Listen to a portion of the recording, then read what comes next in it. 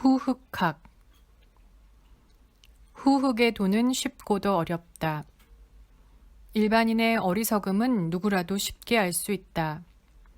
그러나 지극한 경지에 이르면 비록 조조와 유비라 할지라도 알지 못하는 바가 있다. 이종오.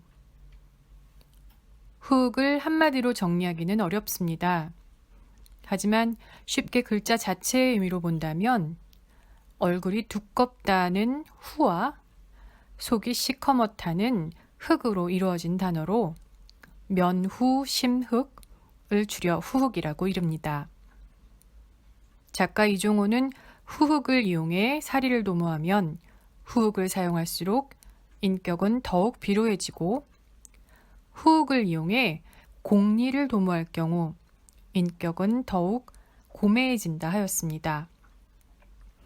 하지만 그 판단은 개인의 몫이 아닐까요? 후흑이라고 하여 권모술수에 능하고 파렴치한 인간상만을 떠올린다면 너무 편협한 인물상이 되고 말 것입니다. 후흑을 자신의 감정을 완벽하게 절제하고 사람을 해하는 목적이 아닌 곳에 적절히 사용한다면 꼭 공리가 아니더라도 개인사 일상적인 싸움과 처세에도 분명 도움이 될 것입니다. 싸움을 걸어오면 무작정 싸우느라 결국 싸움에 이긴 것 같아 보여도 모두 다 진 게임이 될 때가 허다합니다.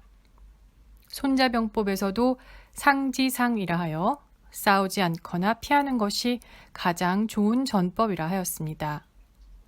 후흑은 자신의 감정을 숨기고 속을 검게 하여 자신의 패를 보여주지 않고 종국에는 승리하는 통치학입니다. 후흑학은 크게 3단계의 연마 과정으로 이루어져 있습니다.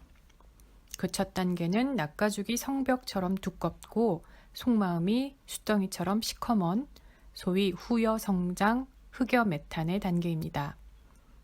이 경지는 비록 성벽이 두껍다고는 하나 대포의 공격에 파괴될 수 있듯이 초보적인 수준에 불과할 뿐입니다. 또한 속마음이 숫덩이처럼 검다고 하나 안색이 혐오스러워 사람들이 접근하길 꺼립니다. 따라서 이 단계는 아직 초보적인 연마 단계에 불과합니다. 이 단계는 낚아죽이 두꺼우면서 딱딱하고 속마음이 검으면서도 맑은 이른바 후이경, 흑이랑의 단계입니다. 낚아죽이 두꺼운데 능통한 사람은 타인이 어떤 공격을 퍼붓더라도 미동도 하지 않습니다. 삼국지의 유비가 바로 이런 사람이죠. 조조 같은 사람도 그를 어떻게 할 방법이 없었다고 합니다. 속마음이 시커먼데 능통한 사람은 마치 빛바랜 칠흑 간판이 귀한 대접을 받는 것과 같이 남에게 인정을 받습니다. 조조가 바로 이런 사람이죠. 이 단계에 도달하면 1단계와는 천양지차입니다. 그러나 이 단계에 들어설지라도 그 자취를 나타내는 형체와 색채가 드러납니다. 조금만 관심을 기울이면 그 시꺼먼 속마음을 단번에 알아차릴 수 있습니다. 후흑의 최고 단계인 제3단계는 낚아죽이 두꺼우면서도 형체가 없고 속마음이 시커먼데도 색채가 없는 이른바 후이 무형, 흑이 무색의 단계입니다. 이 단계에 이르면 하늘은 물론 후세 사람마저 그 사람을 후흑과는 완전히 정반대인 불후, 불흑의 인물로 여기게 됩니다. 3단계에 이르기는 어렵다고 합니다. 오직 옛날 대성현 중에 이런 인물이 있을지도 모르죠. 결국 3단계에 이르면 유가의 중용, 장자의 목계지덕과 비슷한 의미가 됩니다. 마키아벨리의 군주론의 인물과 닮아 있을 수도 있겠습니다.